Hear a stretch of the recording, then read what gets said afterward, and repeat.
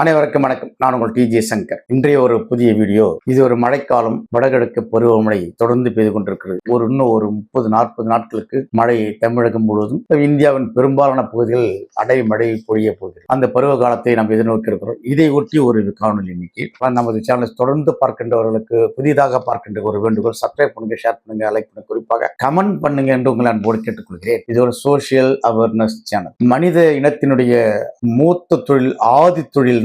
ஆதி மனிதனாக இருந்து காடுகளில் மிருகங்களை வேட்டையாடினான். காட்டை ஒட்டி வெளியே வந்த பிறகு ஆற்றங்கரை நாகரிகம் தொடர்ந்த போது அங்கு முதலில் மனிதன் விவசாயம் செய்தான். விவசாய தொழில் தான் அவனுக்கு முதல் தொழில். உற்பத்தியை பெருக்குவது என்ற வகையிலே விவசாயம். அந்த விவசாயம் தான், அந்த நெல் அரிசி தான், விவசாய பொருட்கள் தான் இன்றைக்கு மனித இனத்தினுடைய பசியை போக்குகின்ற மிகப்பெரிய தொழிலாக உலகம் முழுவதும் அந்த உணவுப் பொருளுக்காக இயங்கி கிடைக்காத நாடுகளும் கிடையாது, மனிதர்களும் கிடையாது. சோ உணவு உற்பத்தியில் விவசாயிகளின் பங்கு பெரிய பங்கு. அப்படிப்பட்ட விவசாயிகளை பற்றி தான் இந்த வீடியோல நம்ம பார்க்க போறோம்.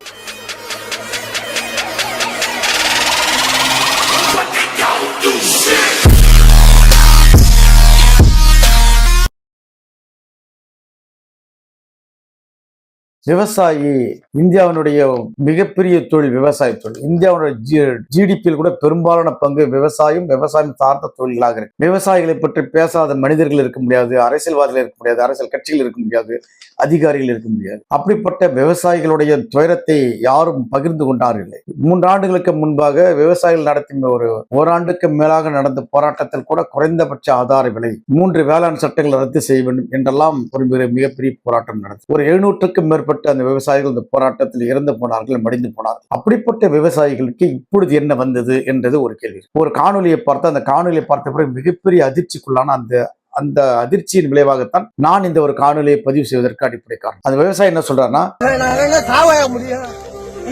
இந்த இடம் வந்து கிட்டத்தட்ட சென்று கட்டி எத்தனை வருஷம் ஆகுது. 40 ரூபா கொடுக்குறோம் மூட்டைக்கு. ஏன் இந்த இடத்துல ஒரு 4 தாய்க்க கொட்ட கூடாதா? இல்ல விவசாயி கிட்ட பணத்தை வாங்கி கொட்ட வேண்டியது தானே? லாரி வந்து நெல் எடுக்க முடியாதுங்கிறாங்க, ரோடு சரியா இல்லைங்கிறாங்க.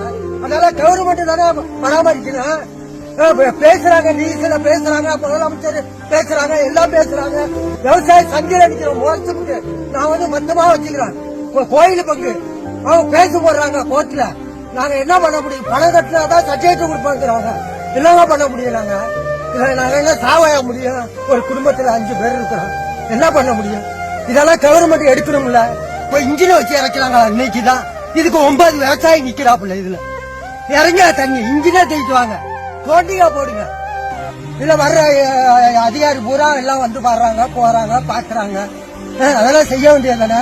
அவரு நெல்லை அறுவடை பண்ணி மூட்டையாக கட்டி அந்த மூட்டை கொண்டு போயிட்டு அரசாங்கம் வாங்குகின்ற அந்த ஹோல்சேல் கிடங்குல கொண்டு போய் வைக்கிறார். அவங்க நெல் மூட்டைகளை அங்க வச்சிடணும். அரசாங்கம் கொள்முதல் பண்ணும். ஒவ்வொருத்தர் 200 மூட்டை, 500 மூட்டை, 1000 மூட்டை அந்த விவசாயிகளுடைய அவங்களுடைய ஏக்கருக்கு தகுந்த மாதிரி, அவருடைய விளைச்சல் தகுந்த அந்த நெல்லை கொண்டு வந்து வைப்பாங்க. அரசாங்கம் கொள்முதல் பண்ணும். ஆனா அந்த கொள்முதல் பண்ற கிடங்கில் நெல் வைக்கின்ற இடம் இருக்குல்ல, அதுதான் மிகப்பெரிய கொஸ்டினபிள் இருக்கு. அது நெல்லை பாதுகாப்பதற்கு இடம் கிடையாது. கீழே கட்ட மரம் கட்டி அதுக்கு மேல நெல் அடுக்கி ஒரு சில தார்பாய் போட்டுக்க, பல தார்பாய் கூட இல்ல. இப்பொழுது வடகிழக்கு பருவமழையில மழையில் அந்த நெல் நனைஞ்சு போயிருக்கு. அந்த விவசாயி வந்து கதறி அழுகிறார், குபுரி அழுகிறார், கேட்கிறார், ஏன் இதை வந்து தர போட மாட்டாங்களா, மூட மாட்டாங்களா?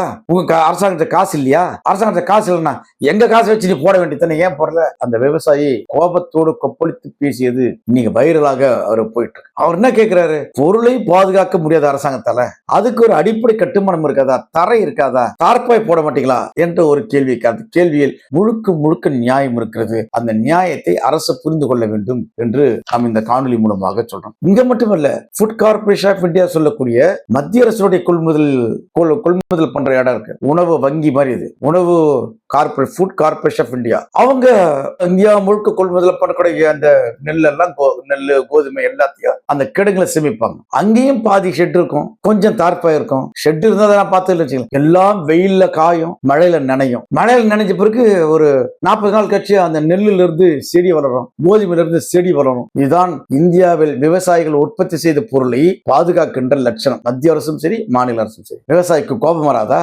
3 மாதங்கள் 90 நாள் 100 நாள் அந்த விவசாயம் செய்யற அந்த விவசாயி நிலத்தை உழுது, நாற்று நட்டு, களை எடுத்து, வெள்ளாமை பண்ணி அதை கொண்டு வந்து அரசாங்கத்துடைய கிடங்குல கொண்டு வந்து சேர்ப்பதற்காக அந்த விவசாயப்படுகின்ற பாடு இருக்குல்ல, கொஞ்சம் நெஞ்சமான பாடுகள். 3 போகம் விளைவிக்கக்கூடிய இடங்கள் எல்லாம் 2 போகங்கள் தான் விளைகிறது என்று அங்கலாய்த்துக் கொண்டே நஷ்டம் வந்தாலும் இந்த தொழிலை மீண்டும் மீண்டும் செய்து கொண்டே இருக்கக்கூடிய அந்த விவசாயினுடைய நிலை படு மோசமாக இருக்கிறது என்பதை சொல்லுகின்ற காணொலி இது. அப்படியே இன்னொரு எடுத்துவாங்க, இது விவசாயத்துல இப்படி இருக்குது. ஆனால் சமீபத்தில் பார்த்தீங்கன்னா சென்னையில வட சென்னையில அனல் மின் நிலையம் 4 என்ற இடத்தில் நிலக்கரியை பாதுகாப்பதற்காக ரூஃப் டாப் பெருசா ரூஃப் டாப் மாதிரி போட்டு கிடங்கு மாதிரி மழையில் நனையக்கூடாது, வெயிலில் காயக்கூடாது என்பதற்காக நிலக்கரியை பாதுகாக்க ரூஃப் டாப் போட்டாங்க. அதுல வட மாநிலத்தை சார்ந்த கொஞ்சம் பேர், ஒரு 11 பேர் இதுல வந்து மேலிருந்து கீழே விழுந்து அடிப்பட்டு ஸ்பாட்ல இருந்துட்டாங்க. நாம என்ன சொல்றோம்னா, நிலக்கரியை பாதுகாப்பதற்காக கிடங்குல மேல ரூஃப் போடுறீங்க. மனிதன் உண்ணும் உணவு நெற்பயிரை பாதுகாக்க ரூஃப் போட மாட்டாங்களா? நெற்பயிரை பாதுகாக்க சரியான தரை போட மாட்டாங்களா?